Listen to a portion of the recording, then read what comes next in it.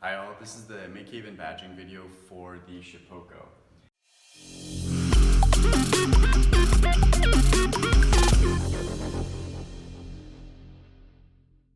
So the Shapeoko is a CNC router. What that means is it's computer numerically controlled. It means it's controlled by the computer. So anytime where you want something done that would be difficult to do by hand, either because you want it to be really precise or it's a cool design or something that requires milling with a bit in a way that would be difficult by hand, this could be the tool of choice. So for example, if you wanted to make a perfect circle without drilling a hole in the middle for a jig on the bandsaw would be one example, or you wanted to do a name in a cutting board, or you wanted to do an inlay. These are all examples of when you might use the Shapeoko. There's some examples around. This is one where the bit cut down and then it was filled with resin to make a sort of inlay. These are some others where there's a walnut veneer on plywood, and using the bit you can cut through the veneer and then it pops. So there are a lot of different uses. The mill part of the CNC mill, or CNC router name, means that the bits that it's using can cut down, but they can also cut sideways. So versus a normal drill bit, they can only cut up and down, these can cut sideways too. So that's what this is. The size of the bed, of the cutting area, is about 30 inches by 31 inches, so that's kind of the biggest footprint you can work with. And there's no variable speed control, which means that you just pick the speed and that's what you get. And for the most part, I'd say for the vast majority of cases, that's totally fine. So in terms of controlling it, we are going to use this computer, and it uses a program called Easel, which is web-based, which is really nice because that means you can do all of your designing outside, either on some of the MakeHaven computers or on your own computer, and then just log in here and get them. And that's nice because then your computer doesn't need to get dusty and sit here while this is doing its thing. So we'll look at how Easel works here. If the computer isn't on, then just turn it on. We'll go to Google Chrome, and it looks like there's even a link right there, but I'm just going to go to easel.com.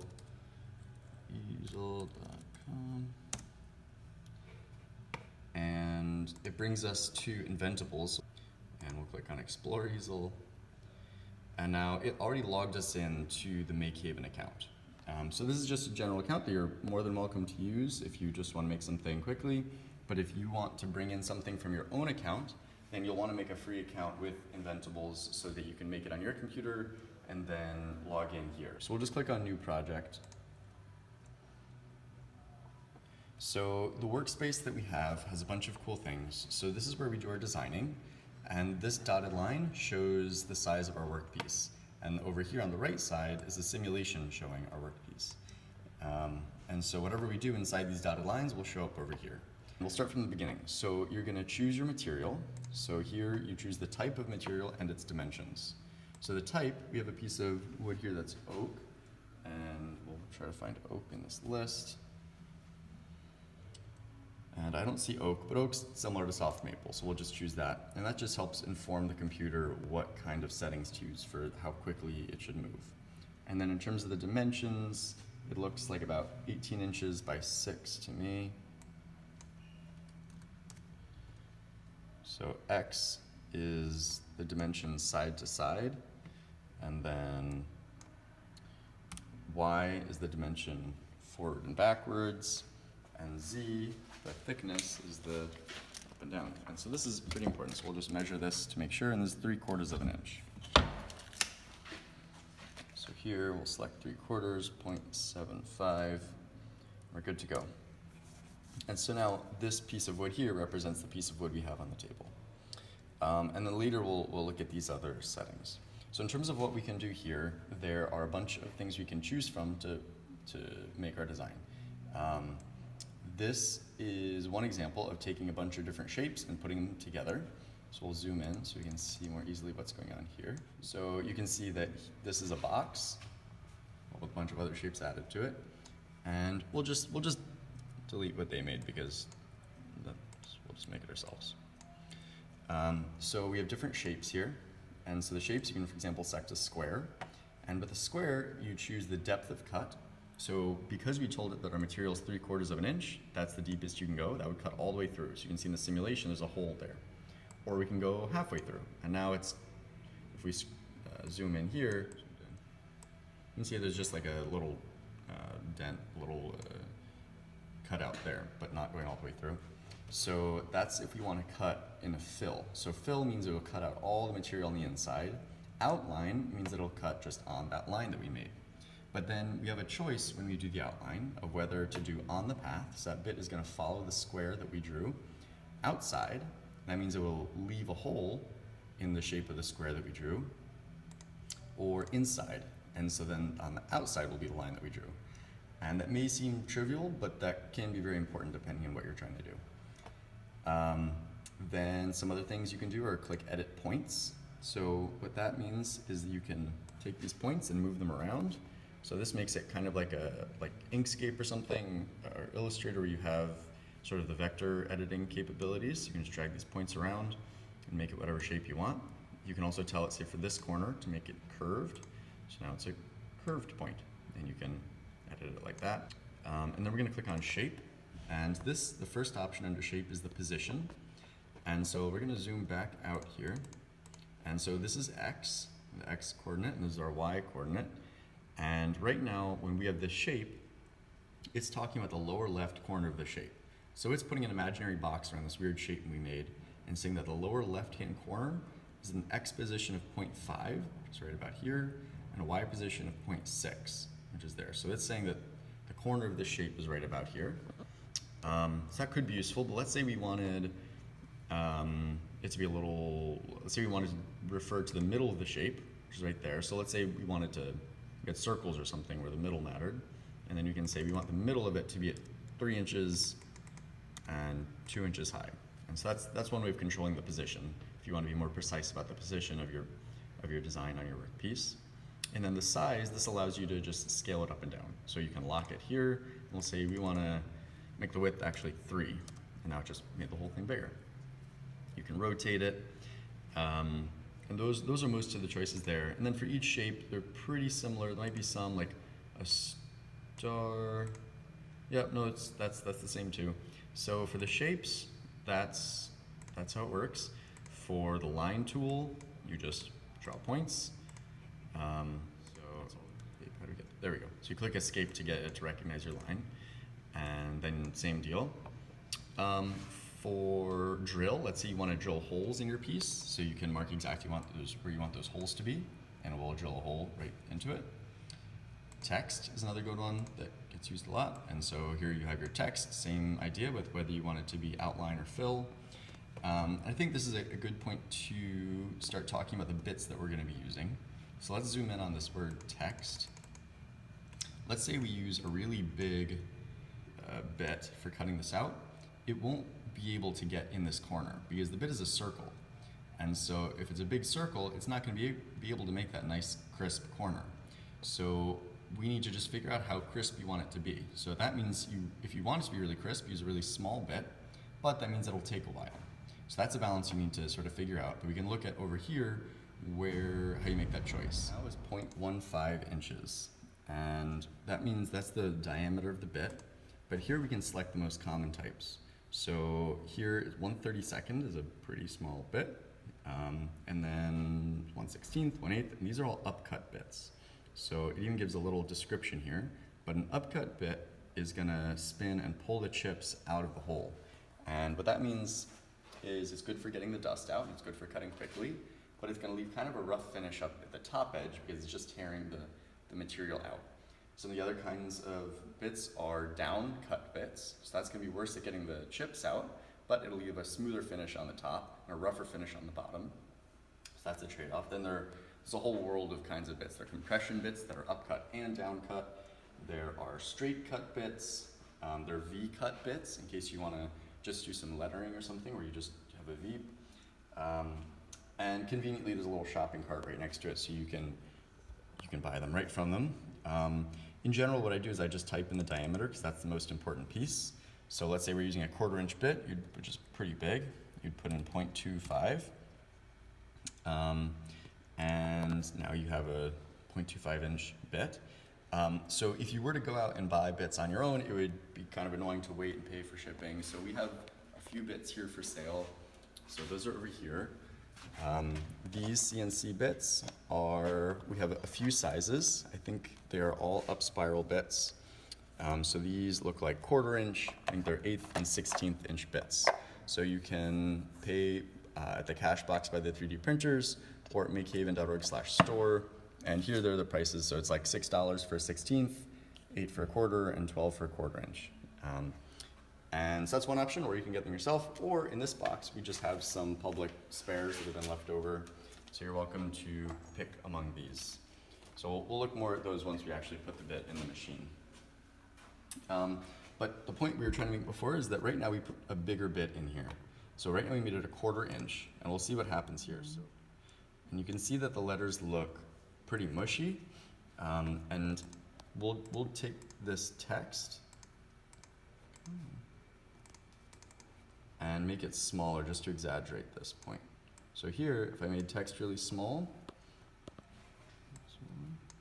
and then we go and zoom in here, we'll click simulate.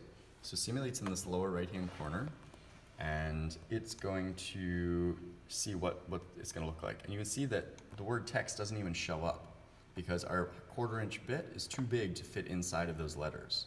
But if we made the word text bigger, then it starts to show up. But you can see that it doesn't look great. Like it can't get into a little bit of the E, most of the T. So let's say we want it to look better. We would then try using, say, an 1/8 inch bit. We can click on here. And now it looks a lot better because that 1/8 inch bit can get in there. It still doesn't have the sharp corners, the rounded corners, because it's a rounded bit. And then to go to the extreme, we could use like a 32nd inch bit. And now that starts to look much more like it looks here. So you can see the trade-off though is that the time is going to take much longer. And the way that we get around that is by clicking this plus bit button, and then it lets us use a detail bit. The bigger bit is going to be taking out most of the material, that's this one. And then the detail bit, the smaller one that's going to be doing just the detail work, is this one.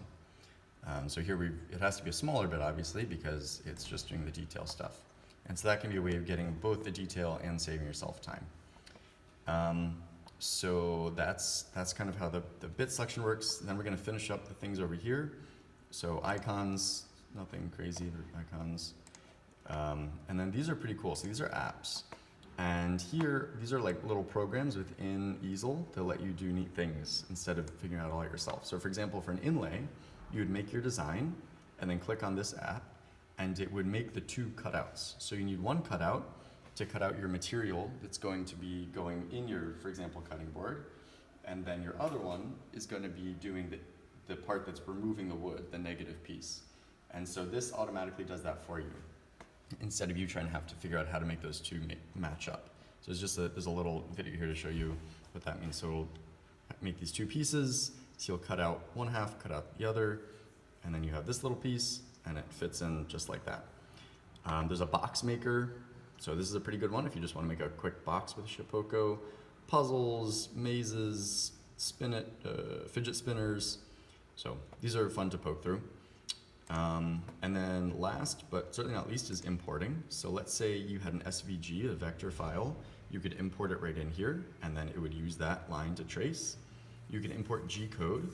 So let's say you used Fusion 360 or SolidWorks and wanted to import that G-code into here, then you would click G-code. To go into that a little more deeply, this machine using Easel has 2.5 dimensions of movement, or axes of movement. So that means is that it can move X and Y totally fluidly, but if you wanted to do things at 2 different layers, you would have to set them here. So we could have our text, for example, at a 1/4 inch, and then this line all the way through, but the bit would move around and then go to a different depth and move around. It wouldn't make smooth curves between those different depths. That would be fully 3 axis of movement. So Easel doesn't do that, but if you wanted to do that, you can do it in something like Fusion 360 or SolidWorks, and then you would use their CAM program. So CAD, computer-aided design, lets you design it, and then CAM is computer-aided machining, which actually comes up with the G-code, and G-code is what tells these motors what to do. And so you can and then Easel is CAD and CAM put together. So using something like SolidWorks, you could come up with that code, the G code, and import that directly into here.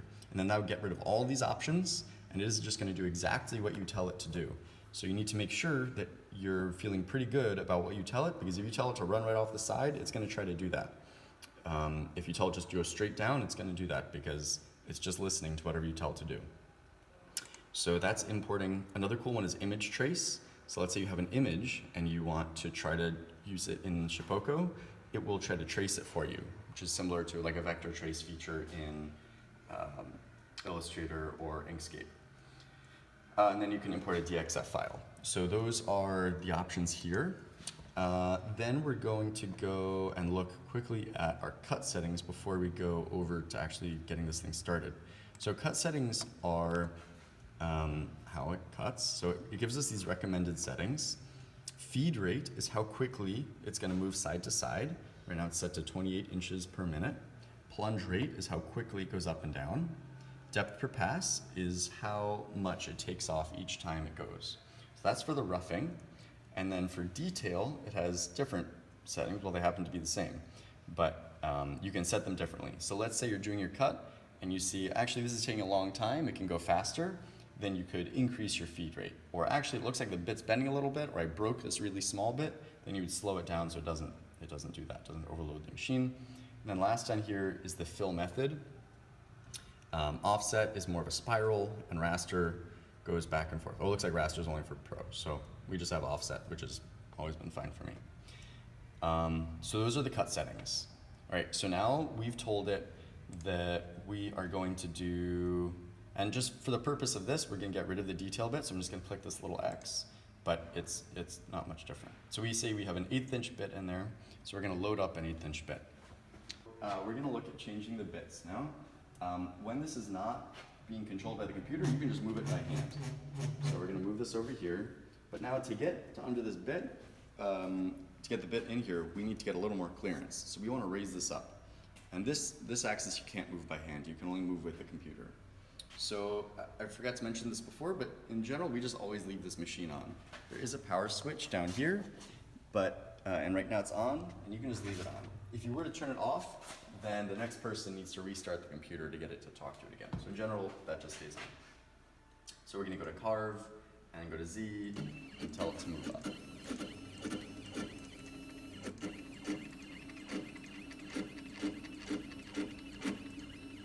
So that's a little more room to work with. This is the dust shoe that collects dust. You just pull this gray thing out, the yellow thing comes off, and now we have access to the bottom. So on the bottom, there are a few things going on. It's a little hard to see, but I'm gonna push this pin in here, and what that's gonna do is lock the spindle, which will allow me to spin this guy out. And as opposed to something like a drill, which uses a chuck, that you can change the size of, this uses collets, and collets just have one size.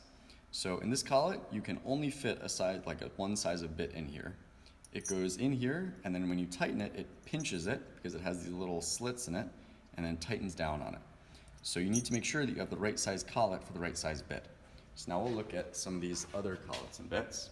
We selected an 1/8 inch, and conveniently this is an 1/8 inch collet.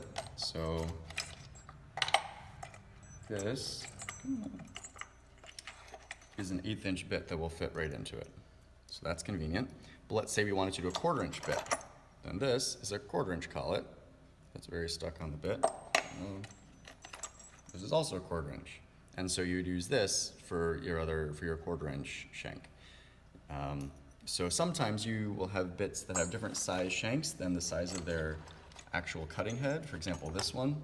So they're not the same size. So you need to make sure that the part that the collet is holding on to is the right size for that collet. So we'll use this guy. This bit is a little short, so here's a longer one that will just make it easier to see what's going on. Same thing, just longer. And because this cut I don't really care about, I'm just using them from the public bin. If this was my own cut and I really want it to be really nice, I would want a really sharp new bit, so I'd use one of my own or buy it from here. So for this is the trickiest part of the whole situation. So first you're just gonna screw this up in there. You're gonna have to hold the pin in to make sure it doesn't spin on you. All right, so now that's in there, you're pushing the pin in, and then slide this up. You have to hold it with your fingers so it doesn't just drop right out. If you aren't holding the bit, it'll just, well, normally it just falls right out. And then you need to tighten it. So now you're using all kinds of body parts to hold it in place. So this, because we're looking at it from the top, you're gonna turn it to the left to tighten it. And there's a little, in case you forget that, there's a little image on the side. So it shows this way is locked and this way is unlocked. So I'm holding this button with my thumb, and I'm holding this with my other finger, twisting and tightening it. And then just to make sure that it's extra tight, I'm gonna grab this wrench off of the wall. And so this goes onto this collet nut, the part that's holding the collet. And again, I have to still hold this top button. It pops in place, and just give an extra little bit of torque just to hold on there really snugly, because it'd be a real bummer if it came out spinning at a few thousand rotations per minute. So then we put our dust shoe back on, and this pin back in. And as you can see, these are just 3D printed, which is kind of cool. And now that's all set up. So now we need to think about how we're gonna hold this material down. And so you can see that there are holes throughout this table for clamps. So we're gonna go over here and grab some clamps. And these are just little levers. We'll grab maybe like 3 of them. And because they're wood, it isn't the end of the world if the bit hits them. It's obviously not great because then we need to make new ones and it'll probably mess up your print, but it's not like anything's gonna catastrophically break. So the way these work is, this is the fulcrum and it needs to be higher than your piece of wood. So I'm gonna screw these out so that it's a little bit higher than our wood, and then put another screw in, or bolt, excuse me, into here to hold it down. It needs to be at a bit of a downward angle. If it's an upward angle, it's just gonna smush the piece right out. So at a downward angle, I'm gonna hold these in. And I'm gonna grab the screwdriver off of the wall to make this process a little easier.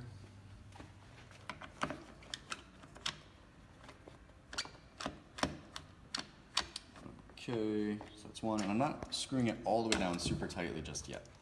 So it goes over here, and I'm just gonna screw that back fulcrum up a little bit more. And because we're not actually doing a lot of cutting, 2 should be fine. If you're, in general, you want as many clamps as possible. I would say like probably the most common way for this to fail is that your piece moves while you're cutting, because there's a lot of vibration, and there's a lot of cutting forces, so you want it to be really secure. But like I said, we're not totally tightening it just yet. So I'll leave it like that. Oh, okie dokie. So now we're gonna come back over here, and we wanna make sure that this is totally straight. So when we do our design, it's going to be in line with our piece. Let's say you're doing a cutout, you wanted to make a little cutout rabbit. It wouldn't matter if this was straight because it's going to be cut out, so it doesn't matter what its orientation is to the piece of the wood, unless you care about some feature in the wood or the grain or something like that. But here we don't care. We're pretending we do care. So we're going to bring this down to the lower left-hand corner, and now we can see the interval. So this is pretty important. Right now it's set to move at 0.1 inches for every click. So I move this, it moves 0.1 inches, but that's going to take us a while to get there. So you can choose 1 inch, and that's going to move a lot. And that's great because it gets us there quickly. However, if I were to click down like 2 inches right now, it would just stick it right into the table and things would break. And so when you're moving at 1 inches at a time per interval, you need to be really careful about how much you're clicking. So it can be tempting to just go click, click, click, clicking a whole bunch, and then you realize it's just going to slam right off the side. So you need to, when you're at 1 inch, be really conscious of where you're moving. So I'm going to come over here and then go X left a little bit just to get to the ballpark. And I'm going to click down once, and then after that I'm going to just use the 0.1 interval. So now it's at 0.1. You can also enter custom controls here. There are custom increments. Now get closer, and then I'm going to try to get lined up just with that edge. Right. So it looks to me like we're pretty well lined up with that edge. So now what I'm going to do is I'm going to bring it back up so we can get over that clamp that we put down. Put it at 1 inch and move it all the way over to the right side. And now bring it back down at 0.1. And you can see that the bit is no longer anywhere close to being lined up with our piece of wood. So what we're going to do is just scooch this guy down. There we go. So now it's lined up with the bit again. So now it's lined up with the bit on the right side. We'll run it back to the left just to make extra sure. 1 inch. And I'm going to raise it up a little more so we don't hit our clamp.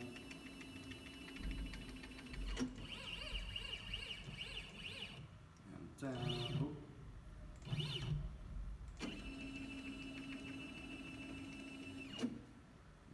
Small increment. Maybe over just our hair. So you see this is the process for getting it lined up straight. There, you could, if you're doing a bunch of pieces, you could like screw or nail or something a piece of wood into here, so you line it up with her and it's flat every time. But because so many people are doing so many different things on here, it doesn't make sense for us to have a permanent origin marking piece. So that explains this process. Right, so now let's just clean this up a little bit so we're not doing all these different things.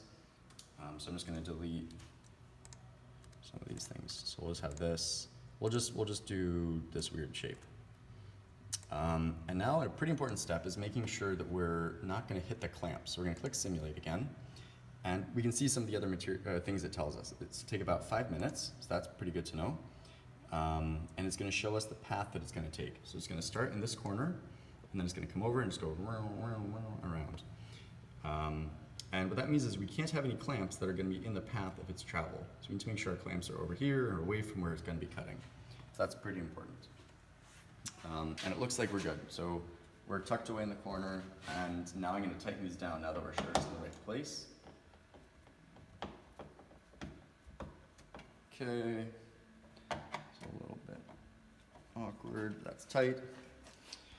And now we're ready to carve. So we're gonna go over to carve, and it says measure the material. So enter the exact thickness of the material. We measured it as 0.75 inches. That's important because it was actually thinner and we were going all the way through, then it'd be cutting into the table. And we'd rather not cut into the table. Obviously some people have, but if you are gonna go all the way through, try to just go a teensy bit all the way through so that you're not jamming all this deep way into the table. So we're going to confirm material thickness, check. Clamp down the material, we just did that, so material is secure.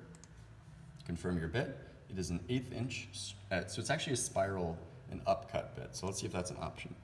1/8 inch upcut, there we go. So that's a little more accurate. I don't think that'll change anything, but it'll make you sleep easier at night. And then we can go to work 0. So move the machine to the lower left corner of your material. So we're pretty close to the bottom, but we're not at the left corner. So I'm gonna go left, click over, and then the way that I normally do this is I look at it from this position to see if it's exactly lined up on this edge, and you want the middle of the bit to be lined up with the middle, with the edge, not the edge of the bit, but the middle of the bit lined up with the edge of the piece of wood. So that's pretty good. I'm gonna go to 0.01 and go up just a hair. All right, so that's lined up. And then I'm gonna go from this perspective, and it needs to go left. A little more. All right, so that's perfectly lined up there. And then the last trick is taking a piece of paper and putting it underneath here, and you want it to just, so here you can hear that the bit is scraping the piece of paper. And so we'll set it to the smallest setting, 0.001, go down a little more, and so now it's pinching the paper, and that means you're really close to the surface. And if you really want to be super precise, now you can maybe go down 1 more, just to make up for that thickness of the paper. So now we're all set, where the bit is moved to work 0. Let's say you're doing multiple cuts in a row, you could just click use last home position. And that would mean you wouldn't need to reset the home position, you could just use the one you used before. So we'll confirm home position. Now we're going to say raise the bit. It's going to raise it for us. So it just moved up. And we're going to tell it the dust shoe is attached. Confirmed. And we're not going to turn the spindle on yet. We're going to turn the vacuum on, which is down here. And this tool is pretty loud, so you're probably going to want your protection. And then we're going to turn the spindle on by pulling this up.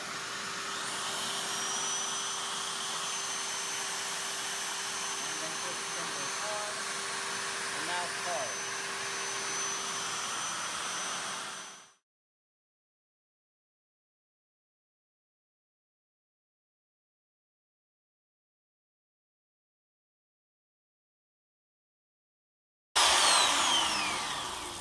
So I just paused it so that we can talk about what's happening here. So the pause button was over here, and that just stops it, but doesn't cancel it. So then we could click play, and it would start up again, but you need to make sure that the spindle and vacuum are back on.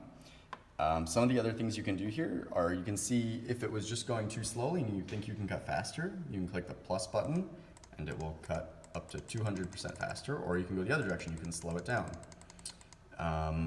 And then let's say something was going badly, something had moved, there's a problem, then you can click the X button and it will cancel and you turn the router off. One of the dangers with this CNC, with a CNC router, is starting a fire. So occasionally a bunch of sawdust will build up and there's air blowing and there's a spindle moving really quickly and it'll start a fire. And so in that case, you should just be able to turn this off and turn the vacuum off and it'll take care of itself. If it's bad, obviously grab a fire extinguisher over on the wall.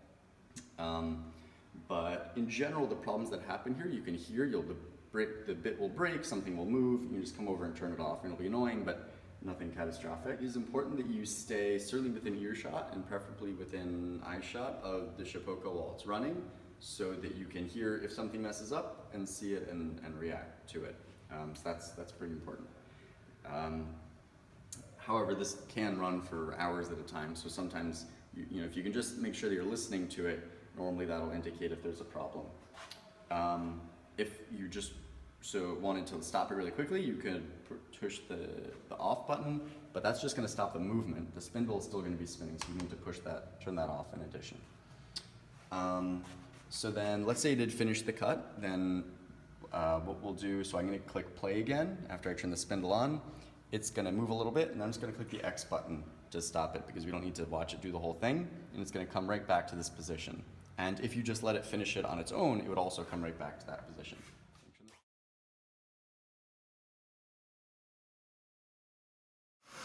And so it says these are the feed rates and whatnot that we used.